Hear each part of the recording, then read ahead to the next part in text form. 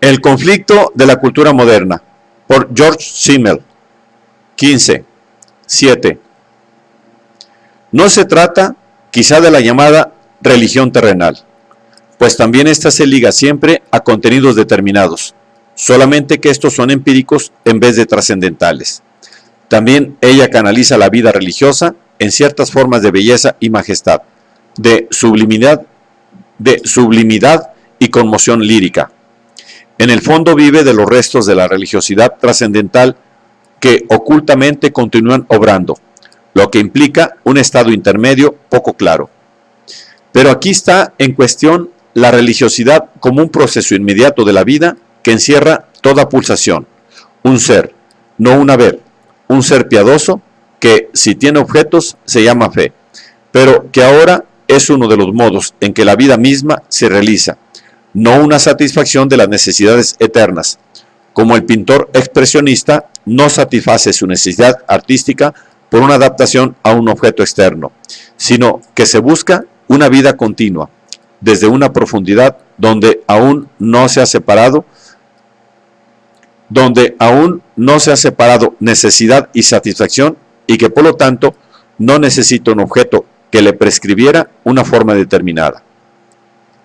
La vida quiere expresarse inmediatamente como vida religiosa, no como un lenguaje con vocabulario dado y sintaxis prescripta.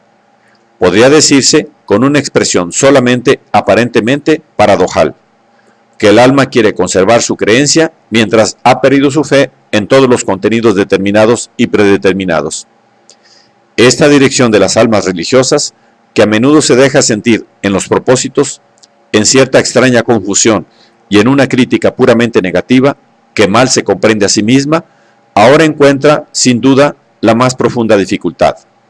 La vida en el instante en que toma la palabra como vida espiritual, precisamente solo puede hacerlo por medio de formas en las que su libertad realmente puede realizarse. No obstante que éstas limitan también en el mismo acto la libertad. La religiosidad o la fe es, ciertamente, un estado del alma que es dado con la vida misma, y a la que colocaría también, de determinado modo, si a aquel estado jamás le fuese dado un objeto religioso. Como una naturaleza erótica, siempre debería conservar y acreditar su carácter como tal. Si asimismo jamás pudiese encontrar un individuo digno de ser amado por ella. No obstante, dudo si la voluntad fundamental de una vida religiosa no necesita inevitablemente de un objeto, si aquel carácter puramente funcional, sin forma en sí, que solamente matiza el ascenso y descenso de la vida, dinámica consagradora que parece formar ahora el sentido definitivo de tantas conmociones religiosas, no es un simple intermedio, que en el fondo queda en estado ideal, la expresión de una situación en que las formas religiosas existentes son quebrantadas y rechazadas por la vida interior religiosa, sino que ésta puede establecer nuevas formas en su lugar. De donde, pues, aquí como en otra parte, nace la idea de que esta vida puede existir, por lo general, sin formas de significado y pretensiones objetivos y propios, y dejando desbordar simplemente la fuerza que irrumpe de su interioridad. Aquella imposibilidad, la de conservar aún por más tiempo las religiones con sus iglesias tradicionales, mientras el afán religioso, no obstante todo el incremento de la ilustración, continúa existiendo, porque ésta solamente puede arrebatar a la religión su envoltura externa, pero no su vida. Atañe a las más profundas dificultades íntimas de innumerables hombres modernos, la elevación de esta vida a una propia y plena satisfacción, la transformación, por decir así, de la fe transitiva en una fe intransitiva.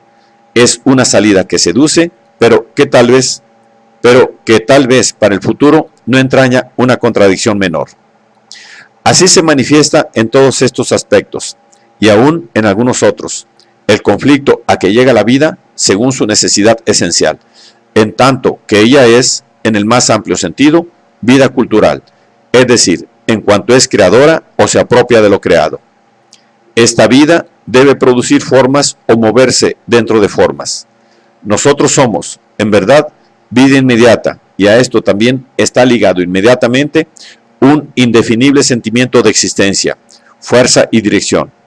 Pero la poseemos solo en la correspondiente forma, la que, como ya lo hice resaltar, se muestra perteneciendo en el momento de su aparición a un orden totalmente diferente, munida de un derecho y un significado que provienen de ella misma, afirmando y reclamando una existencia superficial.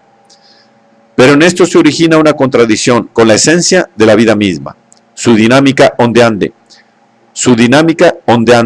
sus destinos temporales y la irresistible diferenciación de cada uno de sus momentos. De tal suerte, la vida está irremisiblemente sujeta a entrar en la realidad solamente por medio de su contraste, es decir, en una forma. En la medida en que aquella interioridad, que solamente podemos llamar vida a secas, se hace valer en su actividad informe, a la que, por otra parte, las formas, con su rígida existencia propia, con su exigencia de derechos imprescriptibles, se ofrecen como el sentido o valor propios de nuestra existencia. Por ende, quizá en la medida en que la cultura se ha desarrollado, semejante contradicción llega a ser más crasa y parece implacable. Aquí, pues, quiere la vida algo que absolutamente no puede alcanzar. Quiere, pasando por encima de todas las formas, determinarse y aparecer en su inmediatividad desnuda. Más conocimiento, voluntad y formación, perfectamente determinados por ella. Solo puede subsistir una forma por otra, pero nunca la forma en general por la vida misma, como por un más allá de la forma. Todos aquellos ataques apasionadamente tempestuosos o lentamente preparados contra las formas de nuestra cultura, ataques que emplean contra esta, ya en forma clara u oculta, la fuerza de la vida solo como vida y porque es vida, son manifestaciones de la más profunda contradicción íntima del espíritu, en tanto éste se desarrolla hacia la cultura, es decir, se manifiesta en formas.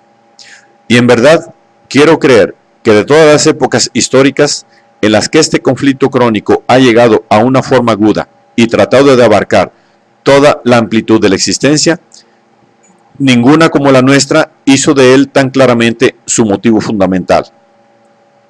Pero es también un prejuicio enteramente de filisteos, que todos los conflictos y problemas existen para ser solucionados. Ambos tienen todavía, en el gobierno e historia de la vida, otras tareas que, independientemente de su propia solución, cumplen y por esto no han sido absolutamente en vano, aun en el caso de que el porvenir no suplante el conflicto por su solución, sino solamente sus formas y contenidos por otros. Pues realmente, todos aquellos fenómenos problemáticos ya discutidos nos hacen conscientes cuán demasiado contradictorio es el presente para que nos detengamos en él, en qué medida apunta, sin duda, a una transformación más fundamental que la que solo se refiriese al cambio de una forma existente por una nueva, que aspira a surgir. Porque casi nunca, en el último caso, el puente entre el antes y el después de las formas culturales apareció tan completamente destruido como ahora, de forma que la vida sin forma en sí solo parece quedar suspensa en el vacío. Indudablemente, la vida también empuja hacia aquel cambio típico cultural, hacia la creación de nuevas formas, adecuadas a las formas actuales, aunque con estos, tal vez haciéndose, la vida lentamente consciente, prolongando por más tiempo la lucha abierta, un problema solo es suplantado por uno nuevo, un conflicto por otro. Pero con esto se realiza el verdadero modelo de la vida, que en sentido absoluto es una lucha que abarca la relativa oposición de lucha y paz, mientras la paz absoluta, que quizá también encierra esta oposición, continúa siendo el secreto divino.